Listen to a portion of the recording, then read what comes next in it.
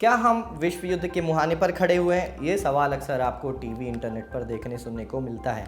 हाल ही में आपने ये पंक्ति रूस यूक्रेन के युद्ध के संदर्भ में कई बार सुनी होगी, लेकिन अगर हम आपको कहें कि दुनिया के एक हिस्से में ऐसे ही युद्ध के हालात फिर से बनने शुरू हो रहे हैं तो आपका रिएक्शन कैसा होगा?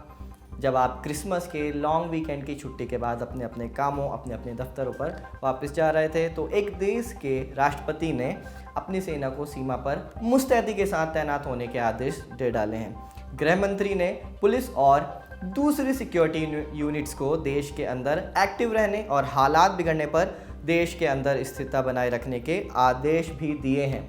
इतना ही नहीं, इस पूरे ताने बाने में नेटो बल और यूरोपियन यूनियन भी शामिल हैं। लेकिन युद्ध के लिए अपने देश की आर्मी को तैयार करने वाला ये देश आखिर है कौन?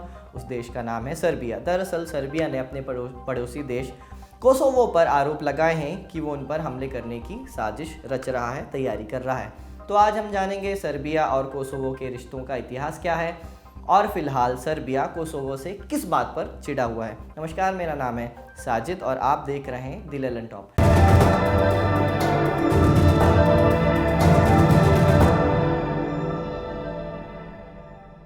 सबसे पहले कोसोवो के भूगोल की बात होगी, फिर इतिहास का रिवीजन भी करेंगे।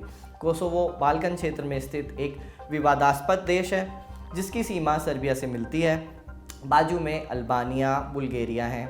कोसोवो की आबादी तकरीबन 19 लाख है जिसमें अधिकतर मुस्लिम हैं। 10,887 वर्ग किलोमीटर के क्षेत्र में फैला कोसोवो पूरे बाल्कन क्षेत्र में मौजूदा सभी देशों में सबसे छोटा है। अब बात इतिहास की।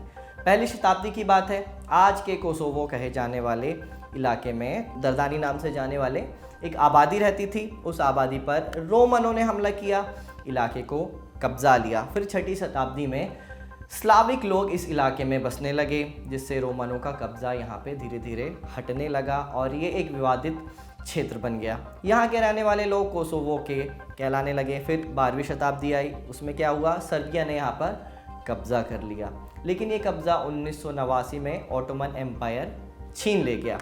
ऑटोमन एम्पायर के कब्जे के बाद सर्बियाई ईसाई देश छोड़कर जाने लगे। सर्बिया ने 1913 की लंदन संधि में मांग रखी कि उसे कोसोवो वापस दिया जाना चाहिए, वो इलाका तुर्कों का नहीं है। संधि में सर्बिया की बात को मंजूरी मिल गई और एक बार फिर सर्बिया को कोसोवो का नियंत्रण वापस मिल गया। 1918 में कोसोवो सर्बिया राज्य का हिस्सा बन गया, लेकिन 1941 में जब दूसरा विश्व युद्ध शुरू हो चुका था तब कोसोवो इटली नियंत्रित अल्बानिया राज्य का हिस्सा बन गया। लेकिन 5 साल बाद फिर एक बड़ा उलटफेर हुआ। 1946 में इसे यूगोस्लाव महासंघ में शामिल कर लिया गया। 1974 में यूगोस्लाव के संविधान में कोसोवो की स्वायत्तता को मान्यता मिल गई। वहीं सर्बिया की नज़र इस इलाके पर पहले से जमी हुई थी, वो इसे अपना हिस्सा बताता रहा। इसी को लेकर 1998 में सर्ब पुलिस और अलगाववादी कोसोवो लिबरेशन आर्मी के बीच हिंसक झड़पें हुई। सर्बिया के पास तादाद ज़्यादा थी, उसने कोसोवो को खदेड़ दिया। उस समय सर्बिया के राष्ट्रपति थे स्लोबोदान मिलोशेविच। नाटो ने सर्बिया के इस क्रूर आक्रमण पर राष्ट्रपति मिलोशेविच से आपत्ति जताई। नाटो ने 1999 में इसका बदला लेने के लिए कोसोवो की रक्षा के लिए एक ऑपरेशन लॉन्च कर दिया। इस लड़ाई में हज़ारों कोसोवो और अल्बानियाई नागरिक शरणार्थी बनकर पड़ोसी देशों में चले गए। इस समय तक अल्बानिया का कोसोवो पर प्रभाव बढ़ गया था, वो कोसोवो का हिमायती था। कोसोवो की अधिकतर आबादी में अल्बानिया के लोग शामिल थे। फिर फरवरी 2008 में कोसोवो ने अपनी आज़ादी की घोषणा कर दी। यूरोप के कई देशों समेत अमेरिका ने कोसोवो को मान्यता दे दी, लेकिन सर्बिया अपनी जिद पर अड़ा रहा। वो अभी भी कोसोवो को अपना हिस्सा बताता रहा। दुनिया के 100 से ज़्यादा देशों ने कोसोवो को एक स्वतंत्र राष्ट्र के तौर पर मान्यता दी हुई है, लेकिन सर्बिया, रूस, चीन, स्पेन और ग्रीस जैसे देश कोसोवो को एक आज़ाद मुल्क नहीं मानते। इनमें हमारा देश भारत भी शामिल है।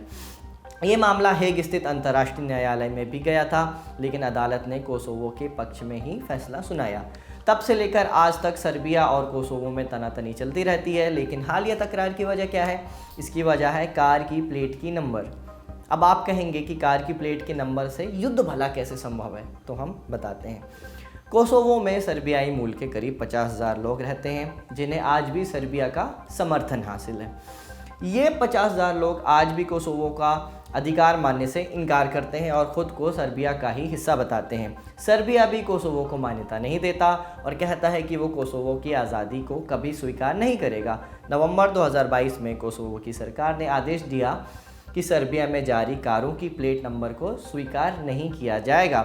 लोगों को उन्हें बदलकर स्थानीय नगर परिषदों से जारी नंबर प्लेट लगानी होगी।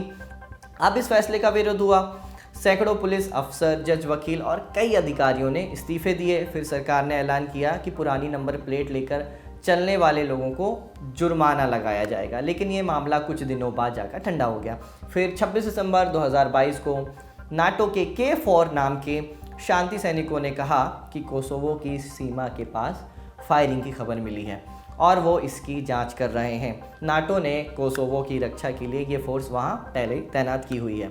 ऐसी आशंका जताई गई कि इस फायरिंग में सर्बिया का हाथ हो सकता है, लेकिन क्योंकि इसमें नाटो इन्वॉल्व था तो सर्बिया को अंदेशा हुआ कि वो उन पर हमला कर सकता है। नाटो के K4 शांति सेना के बयान के एक दिन बाद माने 27 दिसंबर को सर्बिया की सरकार हरकत में आ गई। राष्ट्रपति अलेक्जेंडर वुसिक ने सेना को सीमा पर तैनाती के आदेश दे दिए और इस तैनाती में सशस्त्र बलों की संख्या 1500 से बढ़ाकर 5000 करने को कहा। साथ ही राष्ट्रपति ने गृह मंत्री से कहा कि देश के अंदर पुलिस को भी चौकन्ना किया जाए। सर्बिया ये भी सुनिश्चित कर रहा है कि कोसोवो में सर्बियाई मूल के नागरिकों को भी सुरक्षा मिली रहे। इस मामले में कोसोवो की तरफ से फिलवक्त कोई प्रतिक्रिया नहीं आई है। मामले से जुड़ी जो भी अपडेट्स होगी वो हम आप तक पहुंचाते रहेंगे। कमेंट कर बताएं कि आपको ये वीडियो कैसी लगी। ये वीडियो आपके लिए रिकॉर्ड की थी हमारे साथी जतिन ने। देखते रहिए द लल्लन टॉप।